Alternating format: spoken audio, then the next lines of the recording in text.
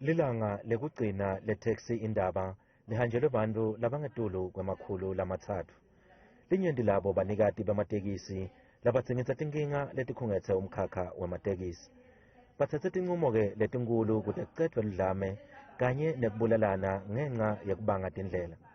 If we have one municipality, one taxi association, we'll avoid all these conflicts, all these killings and all these problems, because every produce are regulated and belong to a certain municipality. We hope the change is going to have a great impact in terms of minimizing the violence in the taxi industry. Kusesenjalo, i-National Taxi Association inekungabata ngalesinqumo. The issue of one municipality, one association, we are saying we need a further consultative to the ground from the association themselves and give them this. And once it be successful there, then it getting back to the government for governing it.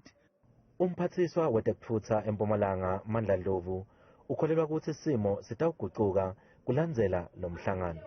Now we can say that all the problems that we're encountering on this industry, they are going to be solved.